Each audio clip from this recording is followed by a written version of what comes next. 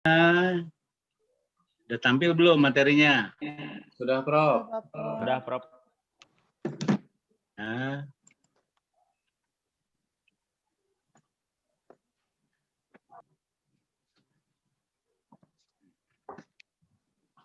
Ya. Baik. Hari ini kita kuliah kedua ya. Ya, Prof. Gimana? Pada sehat? Alhamdulillah. Jaga ya. Kondisi. Hari ini Bapak hari ini padat sekali ya. Dari jam 8 tadi sudah jadi pembicara ya, karena ada milad Fakultas Ekonomi. Jadi dulu sekarang namanya Fakultas Ekonomi dan Bisnis Fakultas Ekonomi Universitas Pasundan. Inilah yang melahirkan program kelas karyawan, program Magister Manajemen, dan yang melahirkan juga program Doktor Manajemen ya. Itu cikal bakalnya dari Fakultas Ekonomi. Karena Bapak dianggap dosen yang paling dituakan sekarang ini ya. Jadi tadi harus ada acara ya milad. Syukur alhamdulillah ya.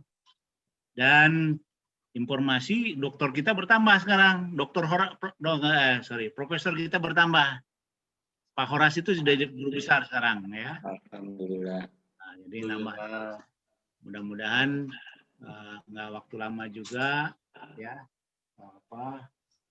Kita akan nambah lagi guru besar ya. Oke. Baik, hari ini kita bicara tentang globalisasi ekonomi multinational corporation ya. Kenapa? Ya. Karena begini. Kita ini ya di dalam pengembangan organisasi internasional, representasi tertingginya itu terrefleksi ya pada global economy dan lahirnya multinational corporation ya, MNC. Nah, jadi itu satu prestasi tertinggi di dalam rangka membangun satu organisasi internasional ya. Nah, kita sampai sekarang ini belum berhasil mengarah ke situ. Karena tidak ada satupun perusahaan di Indonesia yang dikategorikan MNC. Belum ada. Ya, tetapi kita sedang berupaya menghasilkan MNC ke depan. Ya, di dalam range-nya sudah tertuang. Ya, Menteri BUMN itu sedang merencanakan melahirkan MNC baru Indonesia. Karena apa? Karena dengan melahirkan MNC itu akan memperoleh nilai tambah yang tinggi bagi kesejahteraan bangsa, lapangan pekerjaan baru, dan seterusnya, dan seterusnya. Nah, ini harapan kita. Nah, konsekuensi untuk itu ada beberapa yang paling mendasar yang harus dilakukan perubahan. Pertama adalah human resources development-nya. Ya. Nah, jadi satu aspek di dalam kelembagaan itu sekarang intangible asset itu adalah human resources development menjadi keutamaan ya. Jadi dengan human resources development kita memperoleh opportunity. Nah, berbicara human resources development tentunya perilaku. Bagaimana kita membangun perilaku sumber daya manusia yang bisa masuk kategori MNC multinational corporation. Itu yang pertama.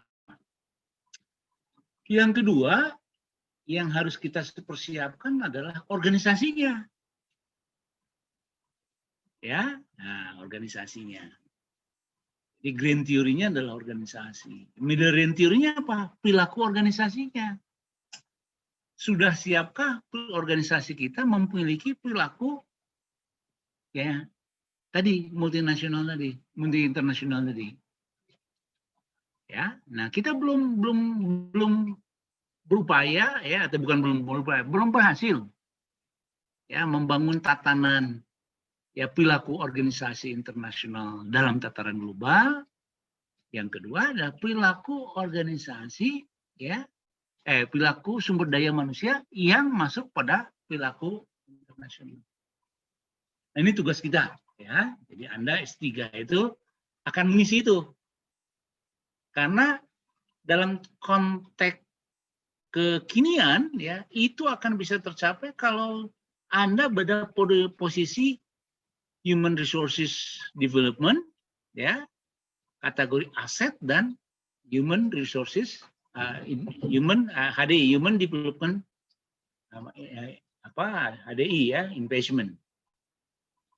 Ya, jadi itu yang akan menghasilkan kapasitas itu ya. Nah, saya coba ya lihat peta dunia ini ya. Nah, siapa yang akan memerankan itu? Ya, peran. Nah, ini ada beberapa prediksi ya. Ini lahir dari kekuatan negara-negara yang masuk pada kategori G20. Ya dulu dari G5 ya, G7, G10, G15 ya, sekarang G20. Jadi kategorinya di situ. Nah, setelah diinventarisir ternyata yang punya kekuatan dunia itu yang akan merubah dunia itu ini negara-negaranya. Ya. Amerika, India, Tiongkok, Rusia, Korea Selatan, Indonesia dan Jepang. Serta negara-negara ANZUS ya, Australia. Nah, jadi ini yang akan memenangkan peranan itu. Ya. Memenangkan peranan ini. Nah, cuman masalahnya terjadi pergeseran perilaku dari karakter-karakter pimpinan dunia ya, yang dalam hal ini masih didominasi oleh Amerika. Jadi ada suatu perubahan perilaku dari konsep Obama dengan konsep Donald Trump. Ya, ini terjadi perang antara dua kekuatan Republik dengan Demokrat ya. Dan akhirnya merubah perilaku dunia. Ya, sebagai contoh, Obama dia mengembangkan konsep globalisasi melalui upaya ya competitiveness and fairness.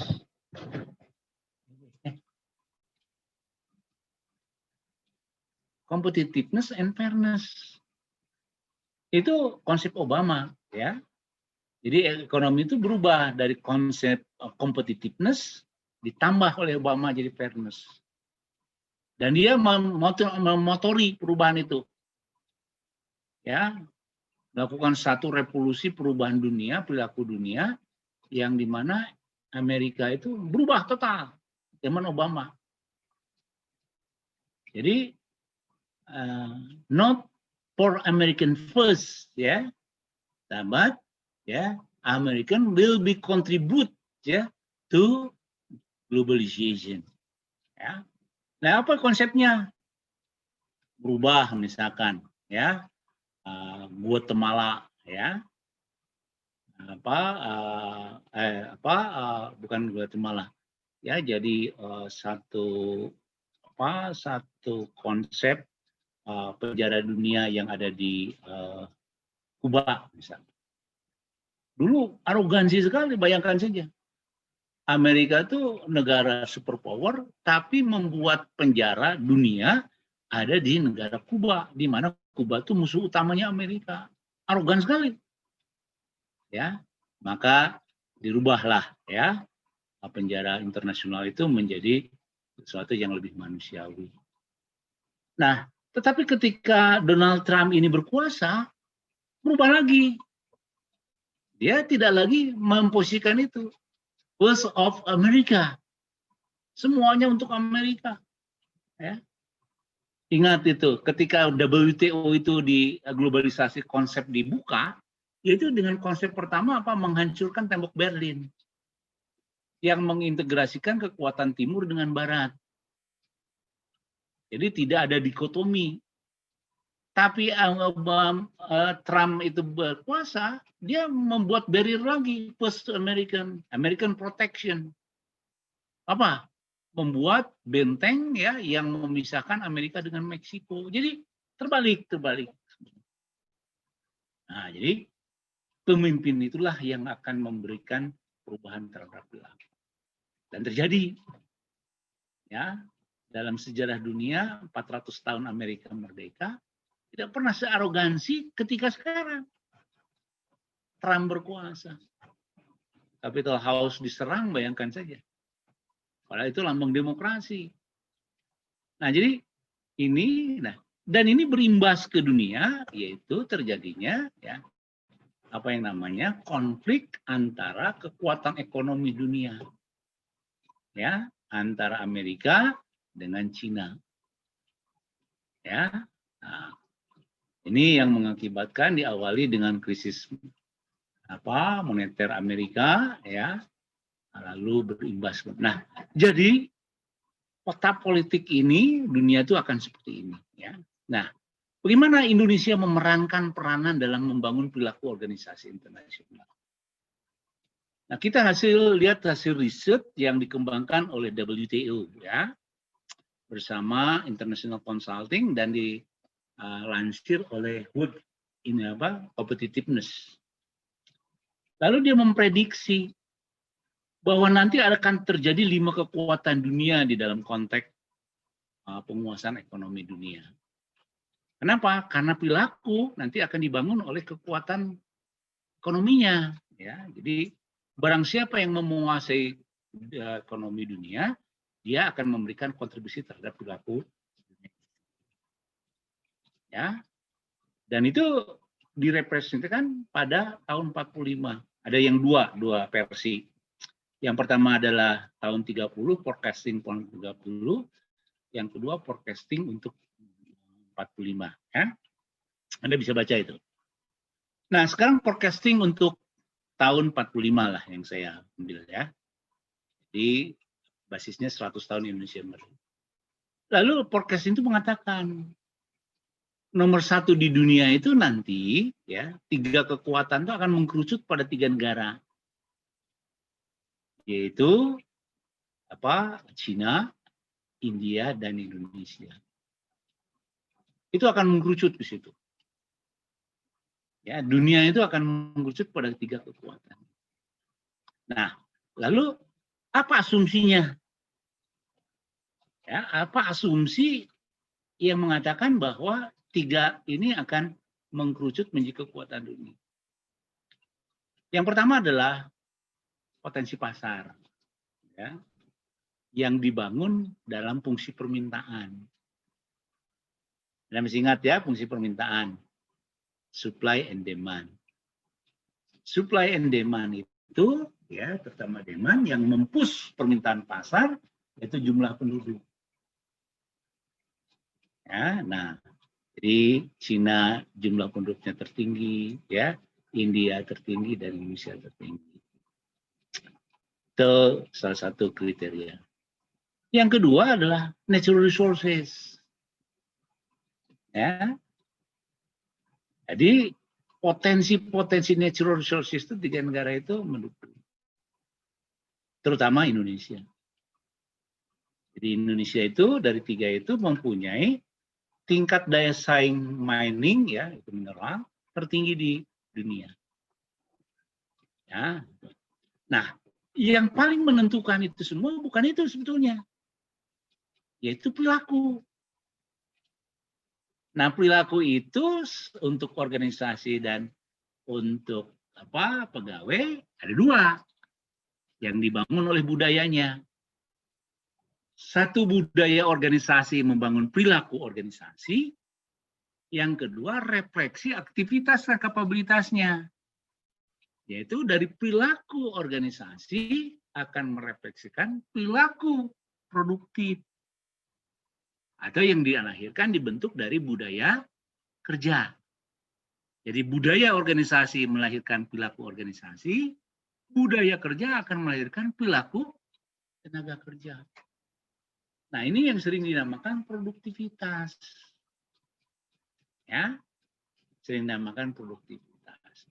Jadi syaratnya satu tadi, yang utama, kapan itu akan membangun kekuatan yang tinggi? Apabila produktivitas tenaga kerjanya sangat tinggi. Nah, ini yang agak sulit tantangan bagi kita, ya, bagi orang Indonesia. Beda dengan Cina, dengan India masih memungkinkan ya perubahannya. Tapi bagi Indonesia agak sulit. Kenapa sulit? Nah, tadi karena kapabilitas kualitas manusia kita ini sangat rendah. Ya, Anda lihat saja IPM-nya atau HDI-nya rendah.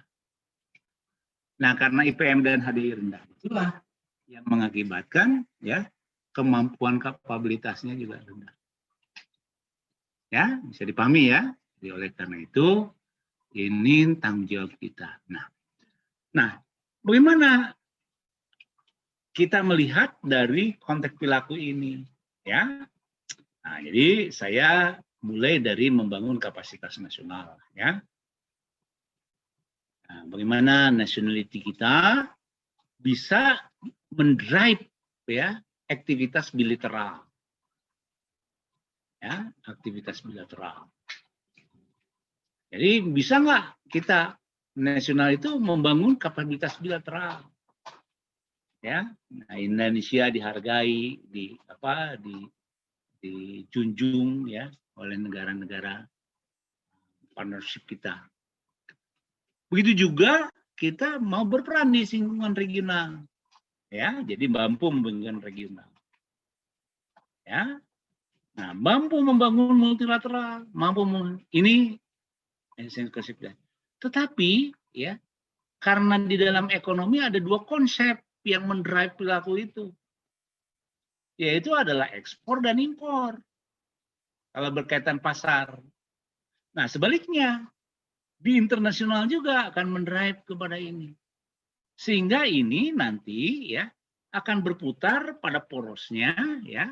Dan ini nasional bilateral ini perilaku ini akan berputar nanti ya, dalam konsep itu akan berputar pada porosnya ya. Ini renstra kita, dia akan berputar terus membesar ya. Nah, jadi inilah yang menjadi konsep globalisasi.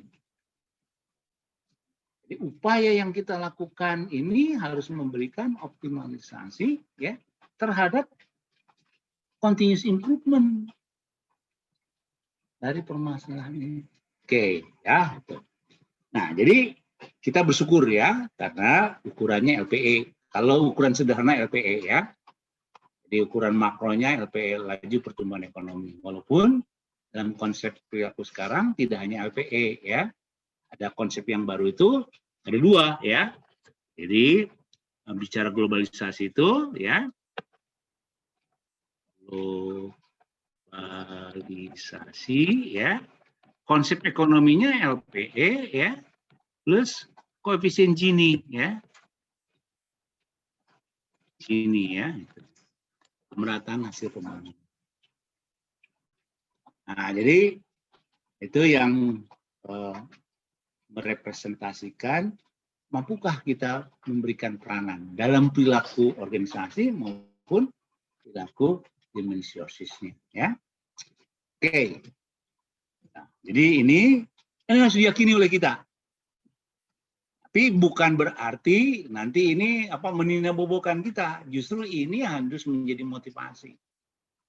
Karena dalam strategi itu, if we have opportunity, ya, jadi apabila kita memiliki suatu oportunitas, maka itu harus menjadi driven factor untuk menghasilkan satu pendekatan strategi yang efektif. Ya, oke. Nah, yang kedua, yang berikutnya, ya, saya ingin menggarisbawahi tadi di multinational corporation yang digariskan di kita. Ya, yaitu multinational corporation is one of operate to two or more countries. Jadi perusahaan-perusahaan yang bisa bergerak di beberapa negara ya di dunia ini.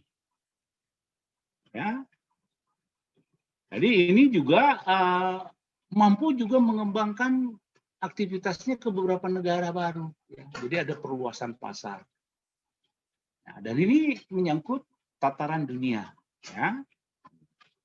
Nah, sayang dengan definisi ini Indonesia tidak ada satupun yang masuk kategori itu. Nah, karena pemerintah sebagai driven factor, maka yang harus yang memulainya adalah dari pemerintah.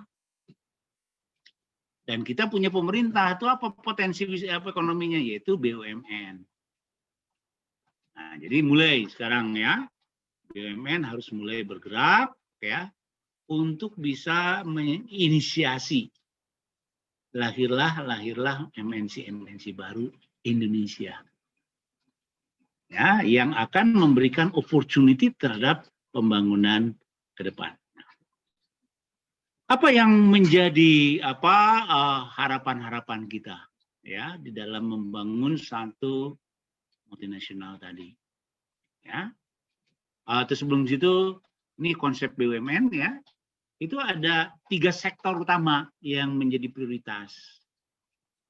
1 sektor perbankan, 2 sektor infrastruktur, dan yang ketiga sektor energi.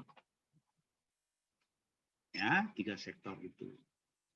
Ya, sektor yang pertama adalah sektor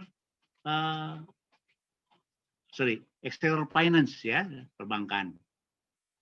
Jadi kita punya 5 bank nasional ya, negara nasional milik negara. BNI, BRI, Mandiri, 4 ya, BTN ya. Bank Tabungan Negara. Nah, kalau kita lihat secara masing-masing ya, maka kapasitasnya kecil. Ruang lingkup pasarnya juga terbatas. Ya, tingkat persaingan antara BUMN ya, itu lemah. Cost operasionalnya tinggi. Padahal Anda tahu BUMN itu ada 2 fungsi. Fungsi pertama adalah fungsi APBN, budgeting, dan yang kedua adalah fungsi lapangan pekerjaan. Nah, sehingga 4 ini tidak mampu mendrive APBN kita. Karena bergerak satu sama lain bersaing, ya, cost-nya tinggi. Nah, ini perlu diciutkan. Digabungkan menjadi satu BUMN ya, perbankan. Gabungkan saja 4 itu, sehingga aset menjadi bertambah karena digabung 4.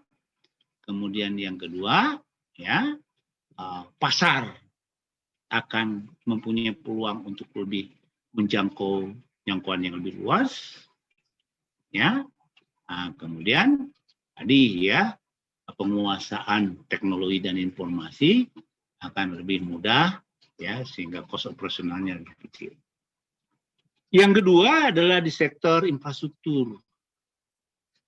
Menggabungkan BUMN yang ada. Ya.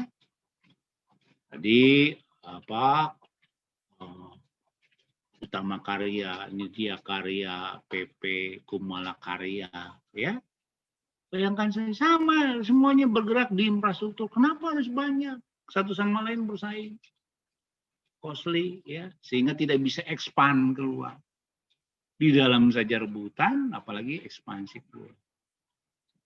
Nah, yang kedua di sektor energi, ya, Pertamina dan perusahaan gas. Sama bergerak di situ. Kenapa ini harus bersaing satu sama lain ya, sehingga mengakibatkan cost. Nah, ini konsep-konsep. Namun demikian, ternyata ini tidak mudah.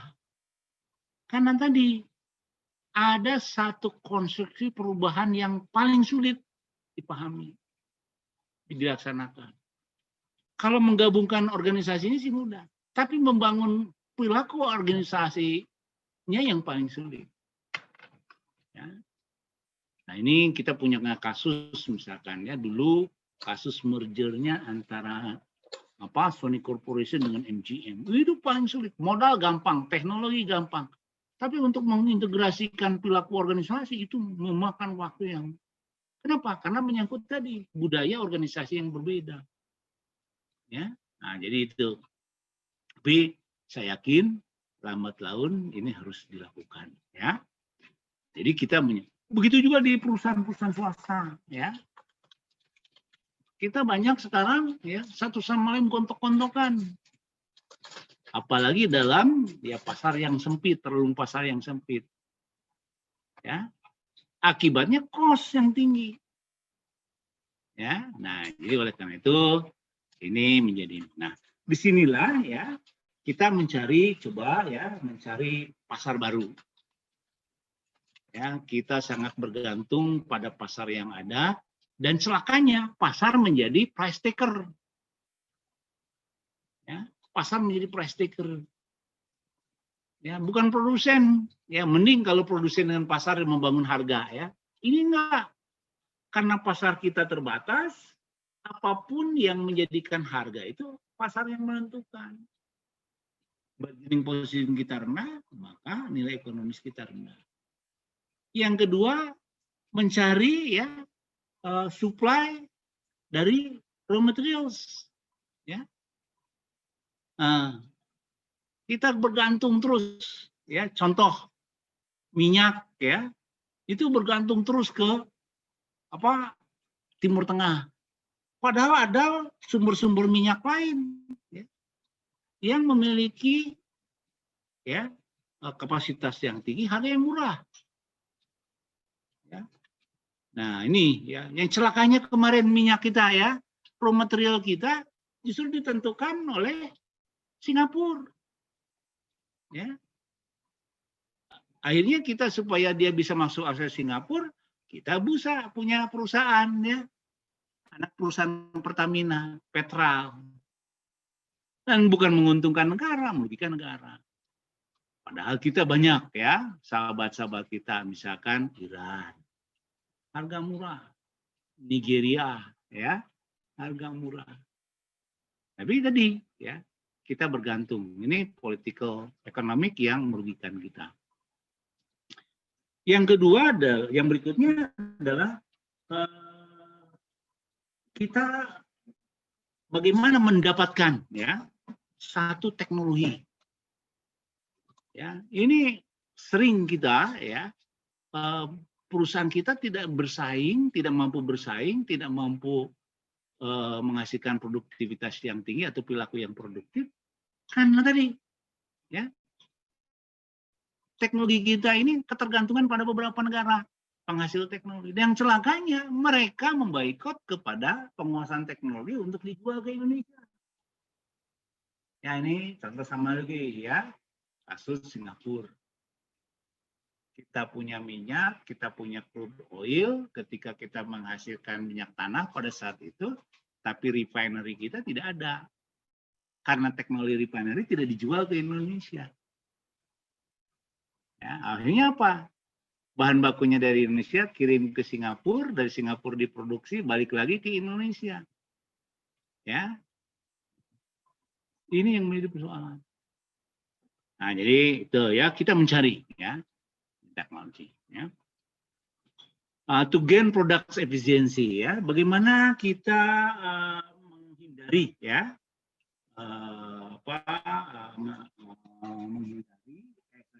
mendapatkan ya nilai-nilai produksi yang murah ya. Nah ini kelemahannya dan kembali lagi kepada manusia.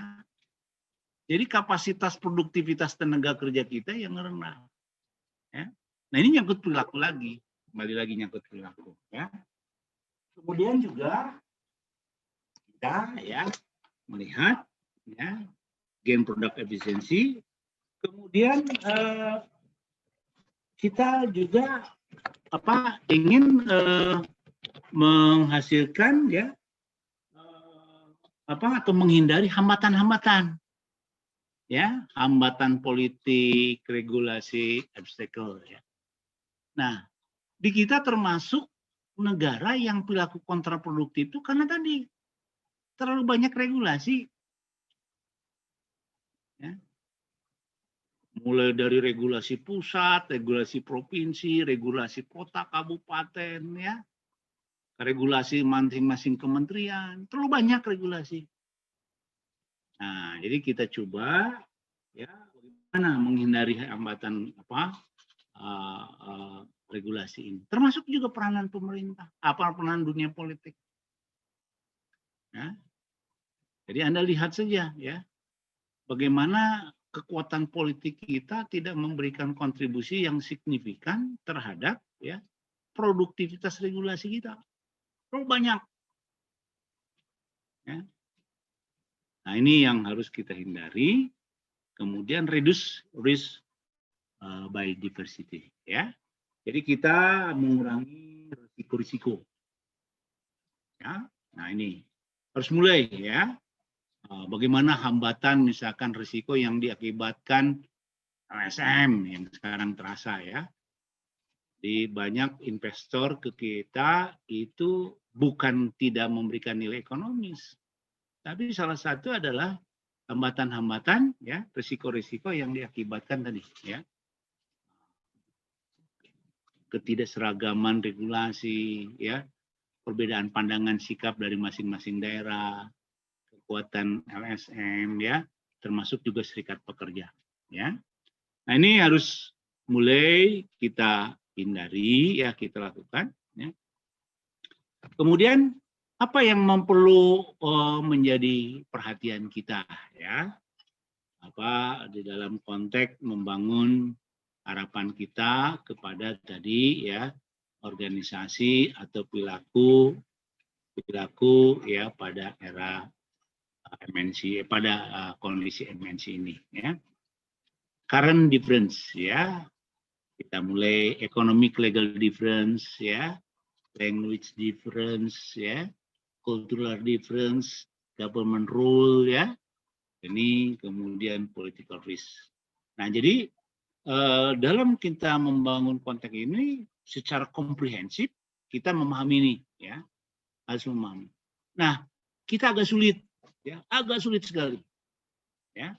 Saya ilustrasikan saja fenomena yang terbaru ya. Anda tahu ya, bangsa ini dibangun oleh berbagai budaya, berbagai kultur ya, berbagai suku ya. Tetapi pada saat dulu bisa kita satukan. Dan itu dimulai dari gerakan Budi Utomo ya, Sumpah Pemuda ya, kemudian Undang-Undang Dasar Republik Indonesia ya. Tapi sekarang ya, orang terhambat lagi ya, mempersoalkan lagi sara ya, suku, ras, agama.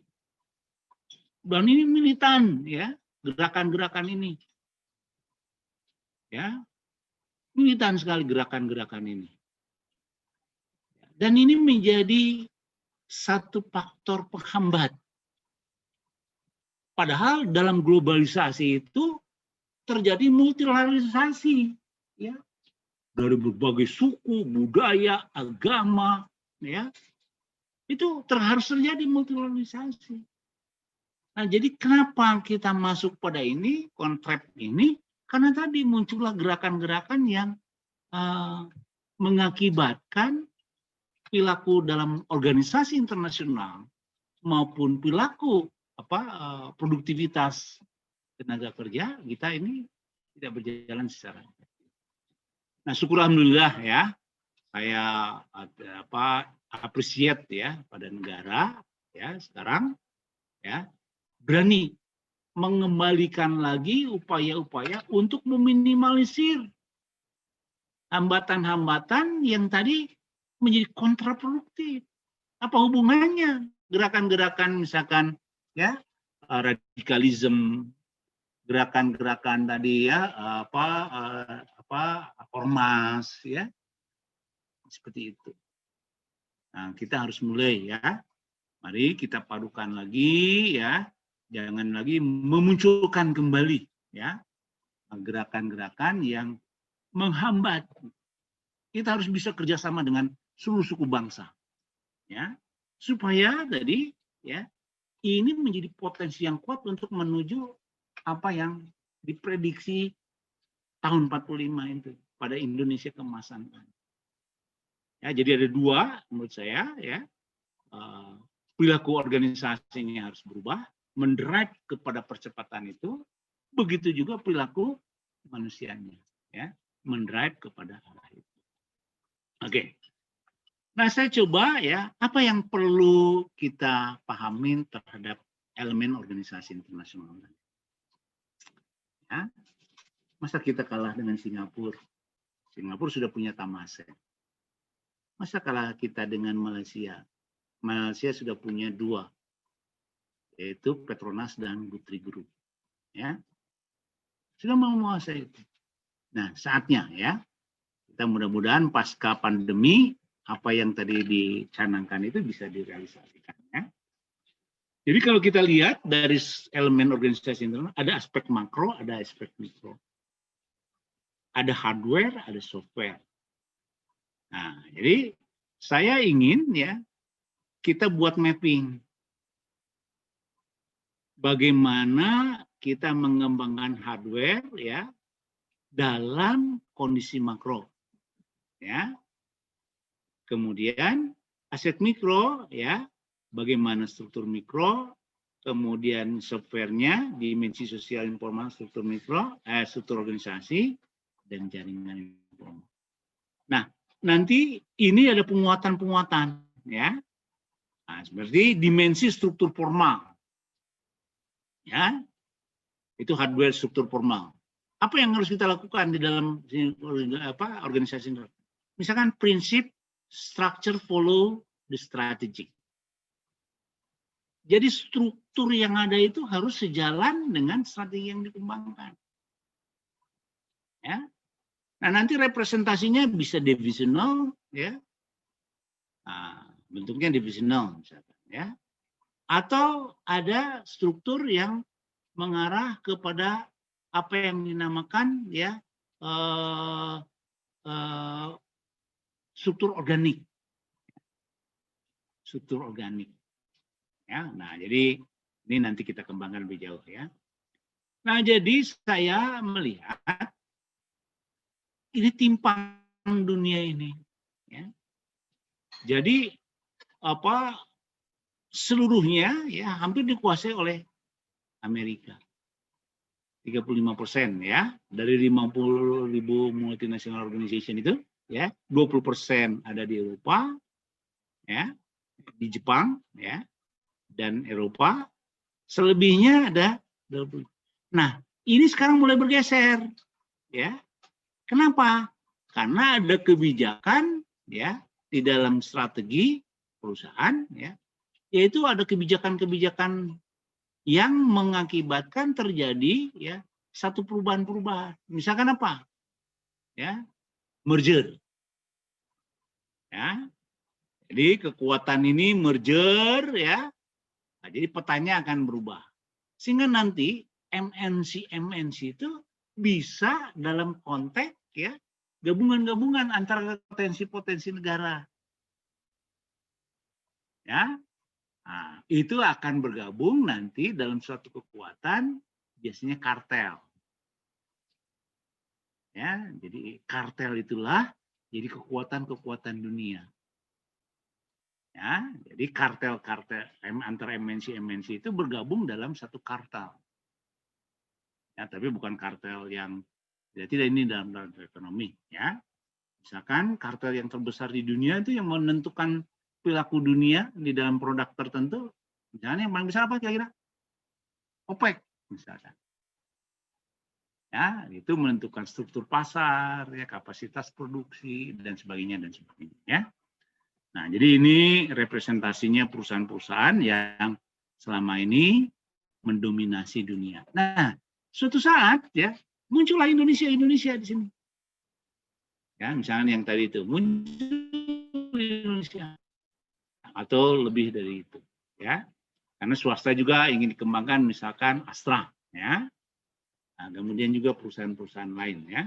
Jadi itu. Nah, jadi ini satu contoh, ya, ini contoh saja bagaimana perusahaan-perusahaan ini, ya, MNC ini menghasilkan satu transaksi perdagangan yang begitu besar. Ya. Ini survei 10 tahunan, ya, begitu besar. Labanya, laba bersihnya, jumlah ekuitasnya, ya, begitu besar. Dan Anda tahu sekarang, ya, konglomerasi dunia itu adalah tidak lain pemilik MNC, multinational corporation. Ya, orang terkaya sekarang di dunia itu Elon Musk ya. Itu Pak dia menguasai ya beberapa aktivitas bisnis ya. Nah, sekarang salah satu di antaranya yang paling besar adalah mobil listrik ya. Kemudian transportasi ya, kemudian penguasaan teknologi dan sebagainya dan sebagainya. Nah, jadi ini yang harus kita lahirkan. Bayangkan saja orang Anda tahu Elon Musk, orang nomor 1 terkait di dunia. Berapa asetnya coba? 2.400 triliun. Anda bisa bayangkan, sama dengan APBN Indonesia. Satu orang di dunia, dia menguasai MNC, punya aset sama dengan APBN kita. Mana APBN kita juga defisit ya. 2.400 itu termasuk di situ adalah pinjaman. Tapi Elon Musk adalah aset pribadi. Kenapa dia mampu? Karena dia melahirkan MNC, SpaceX ya.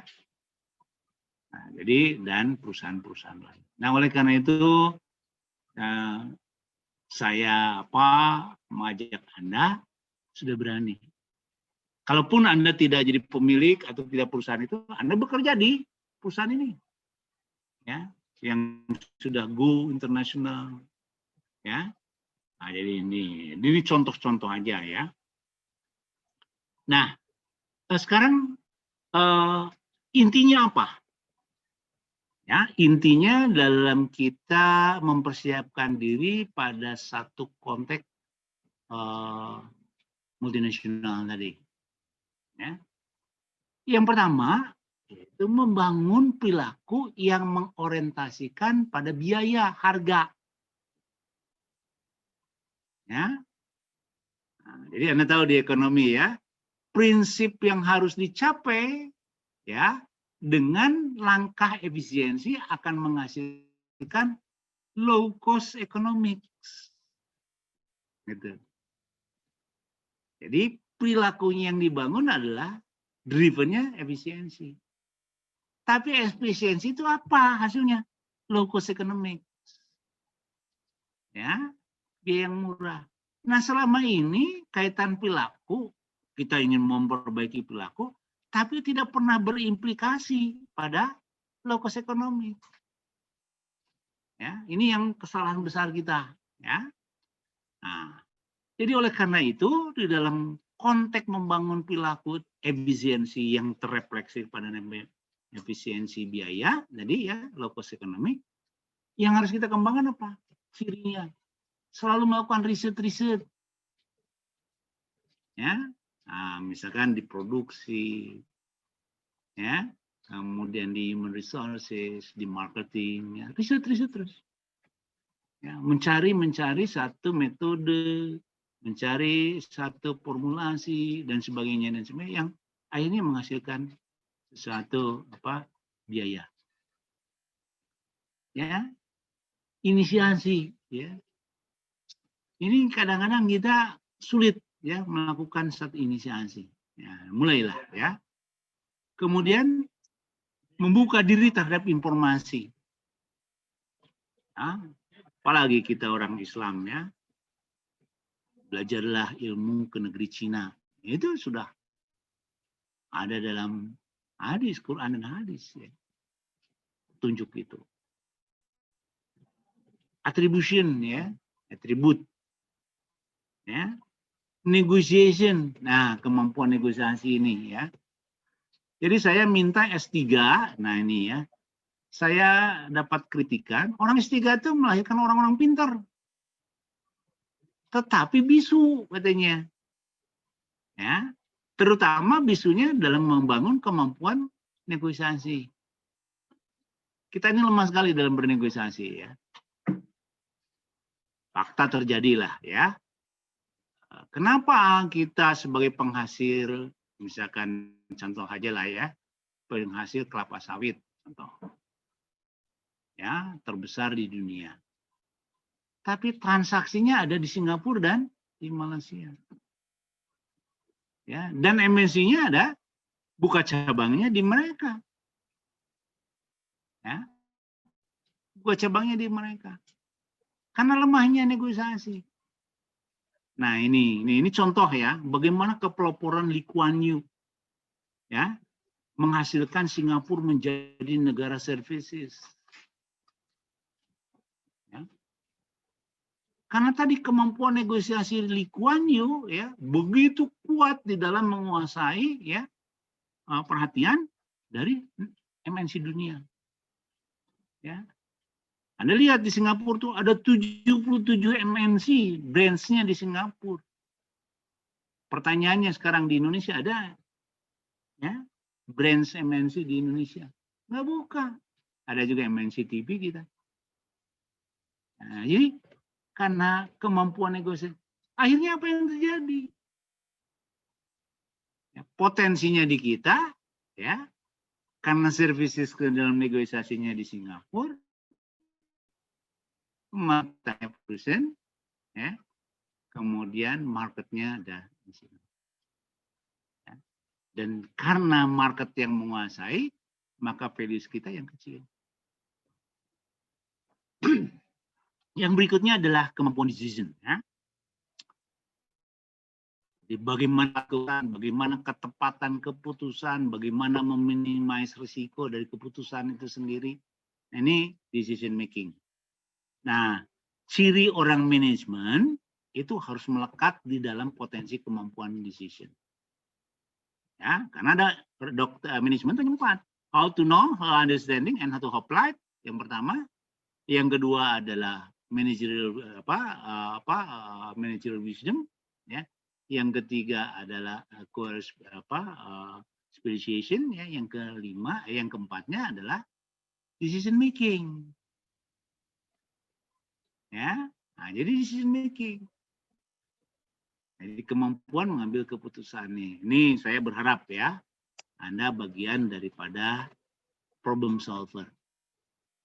Makanya di dalam disertasi kita diajarkan tuh, ya penguatannya di pembahasan. Disertasi yang baik itu intinya di pembahasan. Ya, kalau pembahasannya holistik, komprehensif, integratif, itulah kehebatan disertasi. Yaitu decision maker. Ya. Agreement. Ya. Bagaimana kita membangun agreement? Ya, nah sering kita, baik pemerintah, dunia usaha, maupun ya masyarakat, ya seringnya membuat agreement. Tetapi agreement itu tidak pernah menjadi proses aktualisasi. Ya, itu yang terjadi. Ya.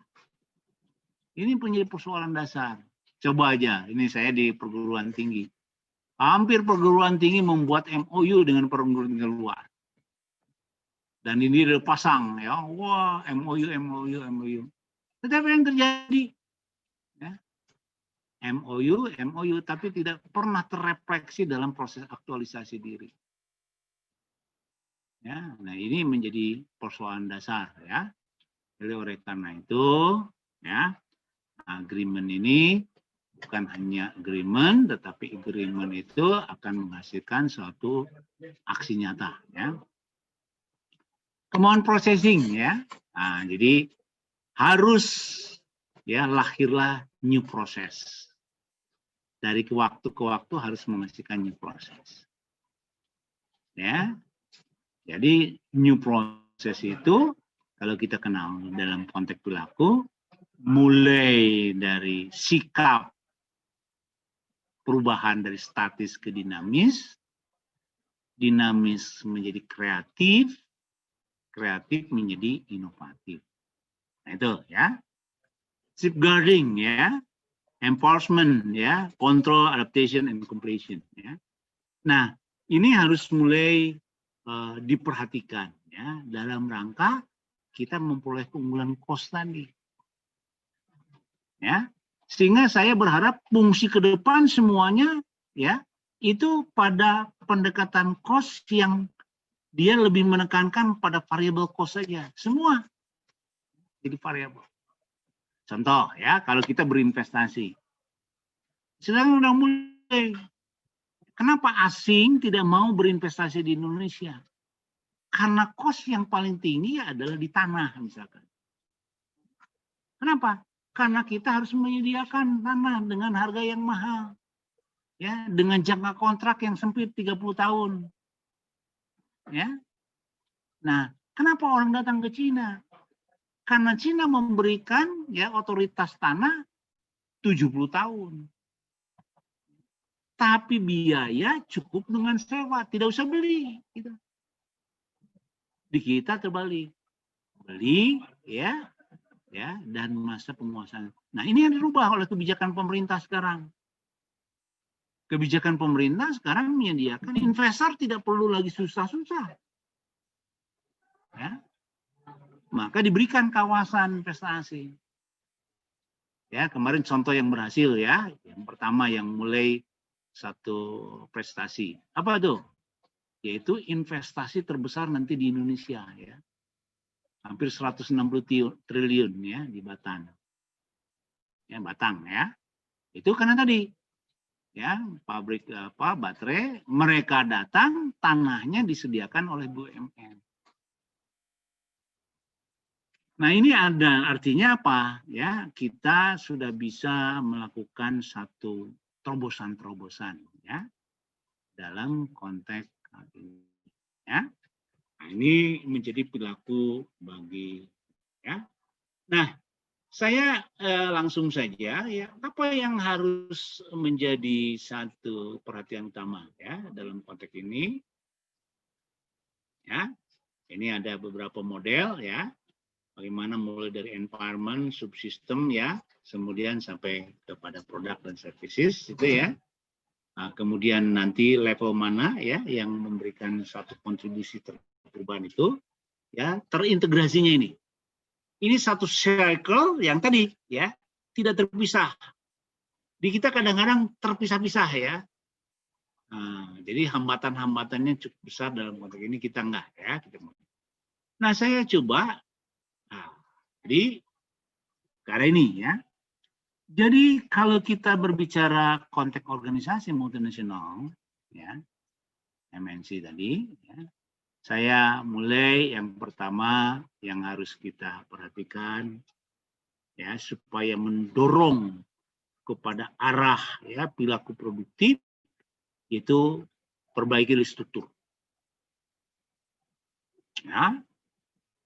Perbaiki struktur organisasi. Nah, yang pertama yang harus menjadi pegangan kita yaitu prinsip dasarnya dulu. Prinsip dasar dalam struktur ini ya harus berorientasi kepada strategi yang dikembangkan oleh organisasi itu sendiri. Structure follow the strategy. Jangan berbalik ya. Hampir semua kita masih bertahan dengan pola-pola yang lama ya, karena seolah-olah struktur itu merupakan satu representasi pendiri ya, penggagas, sehingga sulit kita untuk mengembangkan lebih jauh ya. Nah, dalam prinsip struktur tadi harus mengikuti strategik politik. Kemudian yang kedua, dalam struktur itu ya harus menganut ajas ya, berapa ajas yang berbasiskan pada pendekatan ekonomi base.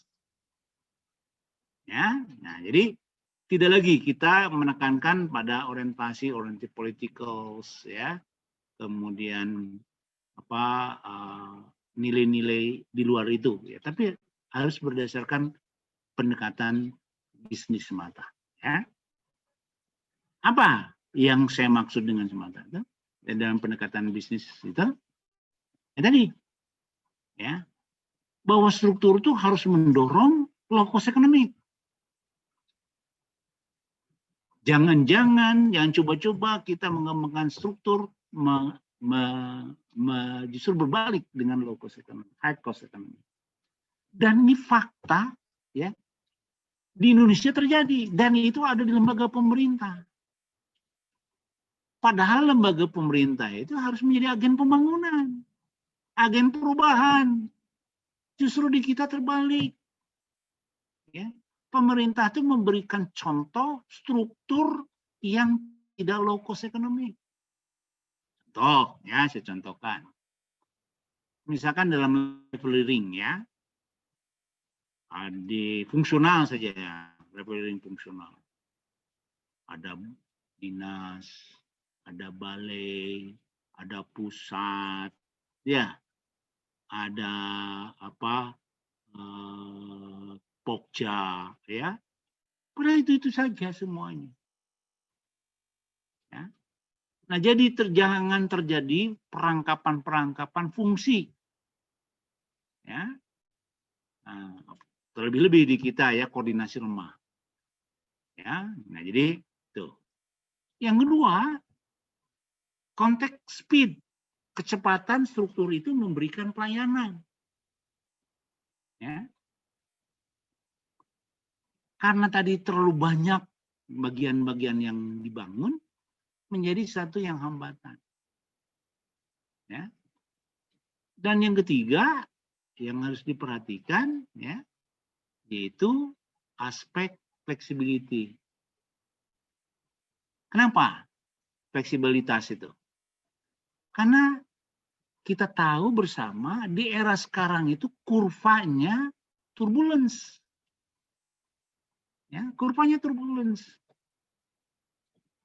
Volatile. Nah, jadi oleh karena itu fleksibilitas itu menjadi keutamaan. Tidak perlu lagi kita membuat struktur yang homogen, ya. Dari mulai pusat sampai daerah, ya. Nggak perlu. Cukup saja pemerintah memberi batasan-batasan. Sekarang, ya, misalkan di konteks struktur pemerintahan SOTK kita nih amburadul nih, ya. Kacau, ya. Kacau balau. Misalkan ada satu kabupaten yang kecamatannya cuma 3, tapi dinasnya banyak. Ya, dia ada. Ya. Sudah gitu, ya, bupatinya korupsi lagi, ketangkap KPK lagi. Nah, jadi secara organisasi mengamat dan perilaku menjadi kontraproduktif. Ya. Flexibility. Ya. Nah, jadi itu prinsip dasar ya yang harus dipahami. Nah, nanti ini dituangkan dalam formulasinya. Ya, formulationnya, specification-nya, hierarchy and authority-nya harus jelas, centralized, ya, professionalism-nya, personal ratio-nya. Ya. Saya kebetulan Bapak ya sering jadi ketua tim seleksi eselon 2 ya, kepala dinas lah.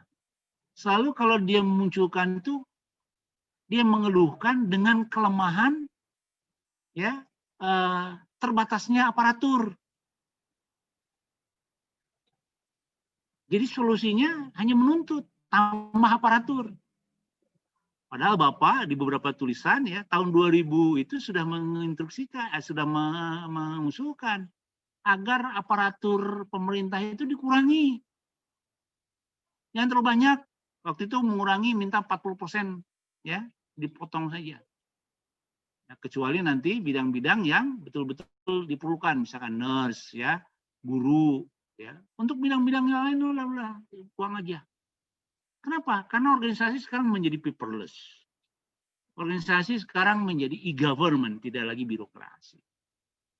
Ya, nah jadi itu di dalam personal ratio. Ya. Nah, yang kedua adalah kultur. Sehebatnya personal ini ya akan menghasilkan kultur.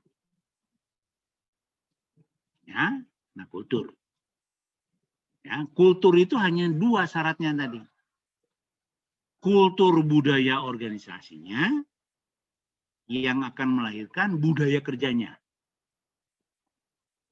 Ya, kultur. Yang berikutnya adalah kohesivitas terhadap environment.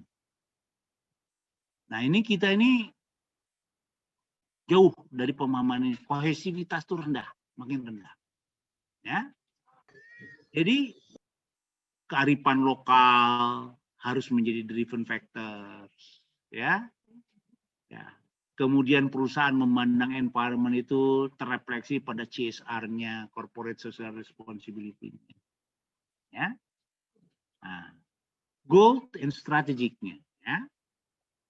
Nah, apa yang menjadi goal-nya, apa yang menjadi strateginya, harus betul-betul dalam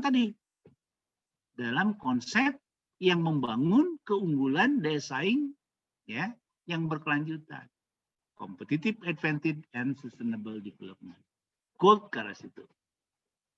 Size. Nah, sekarang tidak gede-gede, ya, kecil-kecil. Ini kesalahan mansab kita, ya. Ini kesalahan fatal bagi Indonesia nih. Sejarah mengatakan itu. Yaitu ketika kita menjelang krisis moneter, krisis moneter, di awal krisis moneter, yang akhirnya menjadi krisis multidimensi. Apa yang terjadi di situ? Dulu dia menggambarkan perusahaan yang besar itu terrefleksi pada satu perusahaan yang memiliki anak-anak perusahaan yang paling banyak, Semakin banyak anak perusahaan, itulah namanya MNC. Yang namanya konglomerasi. Ya. Nah, ini konsep kita yang salah. Dulu konglomerasi. Kita berbondong-bondong terus pengusaha kita tuh membangun perusahaan. Ya. Padahal kapasitasnya rendah, modalnya rendah, aksesibilitasnya rendah. Tapi gaya-gaya, misalnya Lim Siu Leong, ya, itu punya, ya, puluhan perusahaan. Tapi tidak kompeten dalam perusahaan itu, hancur semua. Ya. Sudwikatmono, banyak sekali, ya, inner circle dari kelompok Soeharto, ya, termasuk anak-anaknya, buat perusahaan semua. Celakanya perusahaan yang dibuat itu ternyata makan duit pemerintah, ya, melalui bracket guarantee dari pemerintah. Sehingga apa yang terjadi? Ya, dia ngambil duit negara, ya, membangun konsep,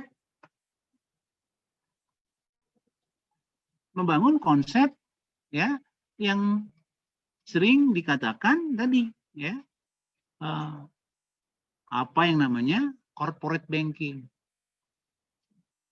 Jadi anak perusahaan itu merupakan pemilik bank yang sama, dan bank itu makan duit dari pemerintah.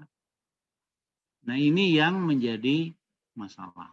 Ya, jadi oleh karena itu jangan sampai ada pemahaman yang salah untuk kedua kalinya. Ya. Jadi beda sekali antara multinational corporation dengan konglomerasi yang ala buatan kita. Apa yang terjadi? Hancur semua. Dan mereka meninggalkan hutang semua. Ya, yang dirugikan negara. Dan Anda tahu, ya, krisis moneter itu akan berakhir nanti kerugian negaranya tahun 2023. Ya, kita harus bayar barang pokok, ya, biaya bunga, dan itu menjadi beban APBN. Nah, jadi ada satu pemahaman yang salah. Yang saya maksud tadi di dalam konteks MNC, dia harus memiliki ke struktur yang benar, budaya yang ini, ya, goal setting, size-nya tadi, ya, bukannya besarnya pada ukuran perusahaan, tapi sejauh mana perusahaan itu menguasai pasar. Ya. Nah, kemudian teknologi yang digunakan, ya. Nah, karena teknologi itu salah satu di antaranya adalah untuk membangun quality. Bagaimana juga untuk membangun speed, kecepatan, ya, termasuk juga produksi, ya. Nah, jadi ini yang disebut organisasi yang pada konteks itu, ya. Nah, saya ini ada beberapa faktor-faktornya, ya. Nah, jadi ada beberapa yang mengatakan bahwa kekuatan MNC itu, ya, MNC dipandang sebagai perusahaan superior, ya, dipandang memiliki kekuatan monopoli, ya. MNC ini image, ya, yang muncul dari MNC. Sehingga waktu kita merumuskan adanya rencana ini, muncul pro dan kontra. kenapa kita tidak harus menghasilkan MNC? Kenapa kita tidak menghasilkan membangun koperasi? Kita tidak mengutamakan UMKM, ya, dan sebagainya dan sebagainya. Ini pro kontra. Nah, oleh karena itu yang saya maksud dengan perilaku MNC yang kita bangun yaitu konsep yang kita bisa contoh konsep MNC yang digunakan oleh Toyota Incorporation. Nah, ini satu prototipe yang bisa kita contoh bagaimana Toyota menjadi raksasa dunia, tetapi ya, dia menjadi terintegrasi ya dengan konsep yang dikembangkan oleh. Nah, saya ingin coba membuat konsep itu ya, MNC yang akan kita bangun ke depan ya, yaitu lahirnya MNC yang bisa ya menghasilkan konsep-konsep ini. Saya gambarkan ya. Nah, jadi nanti konsep MNC yang saya usulkan diantaranya ini model Indonesia ya, dan ini kita mengadopsi dari model Jepang tadi ya.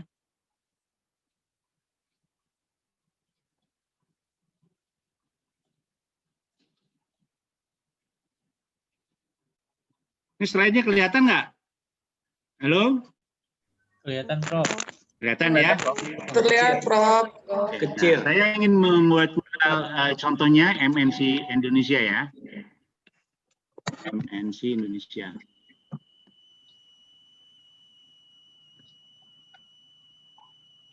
Kita lihat ya modelnya. Dan ini sebetulnya sudah ada konsep ini ya, tapi sulit untuk dilaksanakan di Indonesia karena tadi banyak kontra perilaku MNC kita ya, MNC ya Indonesia lah. Kita adopt ya dari Toyota. Ya. Nah, saya contohnya misalkan di sektor infrastruktur atau sektor industri ya. Saya karena ini senat manufacturing, jadi nanti Toyota itu dia besar diawali dengan konsep kita mengembangkan apa yang namanya home industry. Ya. Home industry. Dia menghasilkan satu produk ya. Nah, jadi ini produk A gitu ya, yang berupa ini home industry ya, satu ini produk yang elemen terkecil ya. Dia nanti akan bergabung ya dengan ya, ini akan bergabung ke atas ya, ya, menjadi kekuatan yang lebih besar lagi ya, yaitu menjadi small industry ya, small industry atau mikro dulu ya, dulu small industry. Ini menjadi produk A aksen ya. Produk A aksen itu merupakan peningkatan dari produk A yang berupa spread yang kecil. Ya, dia naik lagi. Lalu dia bangun lagi ke atasnya menjadi medium industry. Ya, ini menjadi produk A double aksen. Ya, ini setengah sedang. Ya, dia masuk lagi pada industri yang lebih besarnya lagi. Ya, jadi medium industri besar ya. Ini menjadi produk A aksen ya. Aksen ini menjadi spare part ya, menjadi bagian. Nah, nanti ini masuk ke MNC ya. Ini menjadi produk asli. Nah, ini ya. Nah, ini adalah konsep ini. Jadi, kata siapa MNC itu akan membunuh yang kecil. Ya. Nah, oleh karena itu, kalau ini terintegrasi, maka kita akan mampu menghasilkan ya MNC yang sekaligus membangun kekuatan ekonomi nasional. Ya. Jadi seperti itu polanya. Ya. Coba lihat Anda Toyota. Gudang tidak punya, pabrik terakhirnya kecil ya. Kenapa? Karena produk itu tidak semua digerakkan oleh Toyota, ya. Nah, jadi ini konsep MNC Indonesia ke depan. Ya. Nah, jadi nggak usah khawatir bahwa MNC itu akan mematikan, justru akan menjaga kesinambungan. Ya. Dan ini nanti ya konsep ini ya ini kita integrasikan dengan apa namanya klaster industri.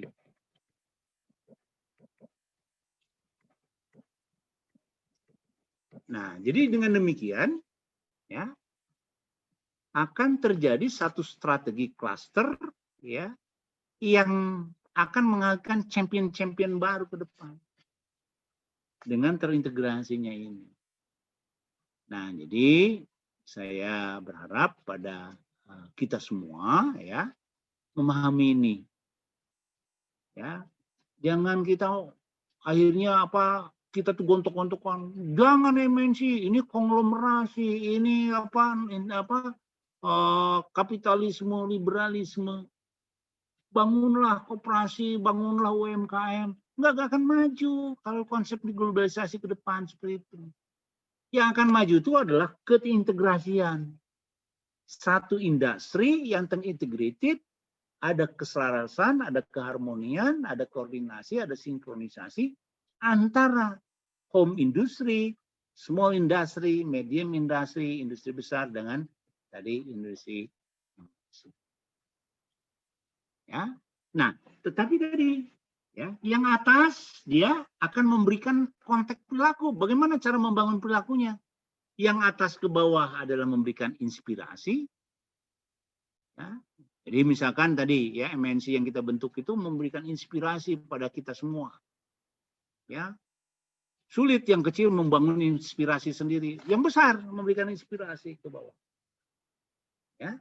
Tapi yang bawah juga dia harus memberikan apresiasi ke atas. Nah, jadi kembali lagi konsep dari konteks perilaku produktif itu dalam konteks tadi, ya. Ini T berjalan, ini perilakunya, ya. Perilaku produktif akan muncul. Ya, perilaku produktif itu akan muncul tadi. Karena atas memberikan inspirasi, contoh di sini ya, teknologinya. Ini nggak usah mikir nih. Dia riset di sini. Hasil riset diberikan ke sini. Ya. Berikan ke bawah. Dia nanti dibuatkan SOP-nya, standar operasional prosedurnya. Ya. Nah, terus ini. Nah, jadi atas ke bawah nanti ini ya. Ini muncul, ini ke bawah ke atas memberikan apresiasi. Nah, jadi nanti akan bergerak lagi. Inspirasi dan apresiasi berjalan, maka dia membesar lagi gitu. Ya, continuous improvement. Jadi waktu yang berjalan, yang kecil akan meningkat. Ya. Nah, nanti bisa dia karena berhasil dia membuat champion-champion baru. Ini lahirnya new champion ya. Champion, ini lahirnya new champion ya. Terus beranak pinak ya. New champion. Ya, dan seterusnya. Nah, itu yang dinamakan konsep diversifikasi. Nah, jadi kita bisa jelaskan dengan MNC inilah satu kesempatan kita untuk memperkuat ya ekonomi nasional kita. Itu saja yang perlu saya sampaikan pada Anda tentang konsep ini. Silakan. Ayo foto dulu. Foto dulu. Sudah, Prof. Sudah? Sudah, Prof. Tadi sambil sudah. jalan. Ya. Oh, sambil jalan ya. Yes. Oke. Ada satu pertanyaan silakan karena saya jam 2.30 harus masuk lagi kelas lain. Cak, satulah. Izin bertanya, Prof. Ya, silakan. Dengan Andina, Prof. Ya. Ya. Prof, bisakah konsep MNC ini diterapkan ke dalam dunia pendidikan? Misalnya itu Ya. kemajuan kampus dari yang kecil menjadi semakin besar. Ya. Makasih, Nah. Dok. Makasih, Prof. Ini prinsip MNC ini ya itu bisa bergerak dalam semua sektor ya, semua sektor, sektor industri, sektor jasa dan industri kreatif ya. Jadi bisa di mana-mana. Dan kita sekarang terasa betul ya, industri pendidikan kita ya tertekan karena asing expand ke Indonesia. Ya. Asing itu expand ke Indonesia. Sementara kita tidak expand keluar. Karena kita tidak mempunyai ini. Nah, mereka perguruan tinggi sudah menganut prinsip efisiensi multinasional ya, MNC multinasional. Ya, sebagai contoh ya. Di MNC itu muncul adanya diversifikasi usaha. Ya, ambil saya contoh lah ya. Kita yang akan menjadikan MNC Indonesia di swasta itu adalah Toyota, Astra, ya, Astra International Corporation. Astra itu dulunya satu perusahaan, ya. Astra itu hanya satu perusahaan dulu sektor otomotif punya William Sriwijaya dan menuju kebangkrutan. Astra tuh, ya. Nah, lalu dia mencontoh bagaimana dia ingin menggerakkan konsepnya multinational corporation. Lalu dia pilih ya core bisnisnya pada saat itu yaitu otomotif. Lalu dia mencari kemitraan, ambillah Toyota. Jadi Astra bergabung dengan Toyota. Nah, tetapi dia tidak berarti Astra itu terus home base-nya, diversifikasi usahanya core bisnisnya ada di otomotif. Nah, bagaimana caranya membesarkan otomotif, melahirkan industri-industri baru? Di antaranya adalah diversifikasi usaha. Ya, sehingga Astra sekarang kurang lebih punya 8 divisi. Ya, ada 136 perusahaan kalau nggak salah, ya. Jadi dari satu perusahaan menjadi 360 perusahaan. 360 perusahaan itu ada di 8 divisi, bukan hanya otomotif. Salah satu di antaranya dia mengembangkan sektor pendidikan. Nah, jadi konsep MNC itu bisa ke seluruh sektor. Nah, saya contohkan bagaimana MNC yang dibangun di sektor pendidikan yang kuat sekali. Kita ambil contohnya MIT. Ya. MIT itu kalau kita berbicara perguruan tinggi, otak orang ya, prinsip kita seolah-olah kita hanya di pendidikan pengajaran. Ya. Lalu dia mengatakan, saya akan besar, tidak mungkin saya hanya berorientasi pendidikan yang berorientasi pendidikan pengajaran. Maka MIT melahirkan 5 aktivitas bisnis baru. Satu pendidikan pengajaran, namanya Teaching University. Yang kedua divisionalnya adalah research. Ya. Jadi Research University, dia mengembangkan core business Research University. Yang ketiga, dia melahirkan Industrial University. Ya, dia bergabung dengan industri-industri. Ya, seperti sekarang dengan SpaceX, dengan NASA, dengan mana itu adalah MIT. Yang keempat, dia melahirkan Global University. Ya. Jadi dia mencakup integrasi antara perguruan tinggi di dunia. Dan yang terbaru, ya, MIT melahirkan Entrepreneurship University. Nah, bagian-bagian dari divisi ini sudah masuk merambah ke dunia. Nah, jadi pertanyaannya, bisakah MNC bisa? Ya. Jadi jangkauannya lebih luas, organisasinya lebih besar, kemudian kompleksitas aktivitasnya lebih terintegrasi, lebih komprehensif gitu. Ya. Jadi bisa. Oke, ya, itu penjelasannya. Jadi MNC itu bisa dilakukan di berbagai aspek. Ya. Nah, cuman kita kalah semua, ya. Rumah sakit kalah sekarang, pendidikan kalah juga ya. Jadi sudah masuk beberapa perguruan tinggi luar negeri yang masuk ke Indonesia, ya. Nah, ini malahan dia mengembangkan konsep-konsep misalkan double degree dan sebagainya. Nah, suatu saat kita harus bisa ke arah itu. Ya. Kalau kita tidak bisa bersaing di mengembangkan di negara maju, mungkin kita bisa mengembangkan di negara berkembang lainnya atau negara terbaik. Yang akhirnya kita memiliki kekuatan.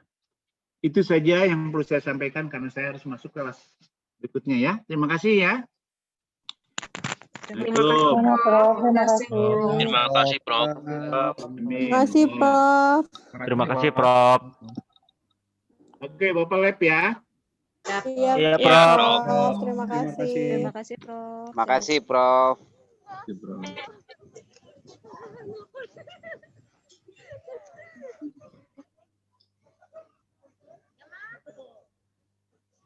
Langsung lab. Terima kasih Bapak Ibu sekalian.